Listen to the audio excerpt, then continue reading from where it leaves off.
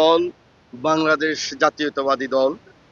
আমার দলের নেতা জনাব তারেক রহমান, আমাদের স্ট্যান্ডিং কমিটি এবং আমাদের বিভাগীয় সাংগঠনিক যে কমিটি আছে, এই কমিটিকে নিয়ে সকলের যাচাই বাছাই করে উনি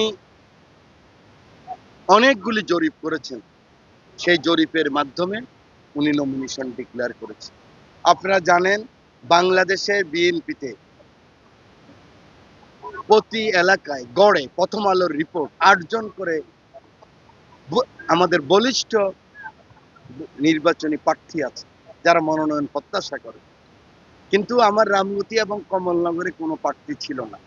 ২৬শে অক্টোবর আমার নেতা তারেক রহমান যে ইন্টারভিউ বোর্ডে আমাদেরকে ডেকেছেন, যেখানে আমাদের বিভাগীয় সমস্ত যে সমস্ত ক্যান্ডিডেট সবাইকে ডেকেছেন, সেখানে রামগতি এবং কমলনগর থেকে আমাকে একাই ডেকেছেন। অতএব আমি বিশ্বাস করি বিএনপি এই আসন, এই রামগতি এবং কমলনগর, রামগতি পৌরসভার যে মানুষের আকাঙ্ক্ষা, গণমানুষের আকাঙ্ক্ষা, ১৭ বছর আমার এই কমলনগরের ৯,০০০ উপরে লোক মামলার আসামি হয়েছে, জেলে গেছে। রামগতিতে 4,300 মানুষ মামলা, ছাত্র নেতা, সাধারণ মানুষ, আমার বিএনপি অঙ্গ সংগঠনের নেতা কর্মী মামলার আসামি হয়েছে। আমাদের এই আন্দোলন সংগ্রামে ৫ জন শহীদ হয়েছে। এত রক্ত, এত অত্যাচার, এত কিছুর পরও এই রামগতির মানুষকে আমি যেমন ছেড়ে যাই নাই, ওরাও আমাকে ছেড়ে যায়নি। এই গত পরশুদিন এই মনোনয়ন দেওয়ার পরে আমার নেতাকর্মীরা অনেক বিক্ষুব্ধ হয়েছিলেন। মানে কার উপর বিক্ষুব্ধ হবে? এখানে তো আমার কোনো প্রতিদ্বন্দ্বী নাই।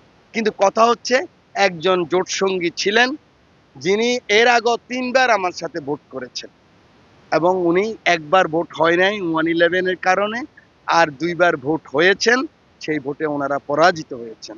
এবং উনি যিনি এখন এখানে নমিনেশন চাচ্ছেন, ওনার দল এই রামগতি কমলনগরে ১০-২০ জন যারা আছে ওদের সম্বন্ধে একটা মামলাও হয় নাই, বরং ওরা ১৭ বছর আওয়ামী লীগের সাথে মিল করে ওরা ওদের রাজনীতি করেছেন। অতএব সেখানে আমার নেতা কর্মীরা বিক্ষুব্ধ, সেজন্য আমি ঢাকাও যেতে পারতেছি না, যেন কোনো কিছু না ঘটে, কোনো দুর্ঘটনা না ঘটে। অন্য এলাকায় কিছু কিছু এলাকায় অনেক প্রতিক্রিয়া হয়েছে।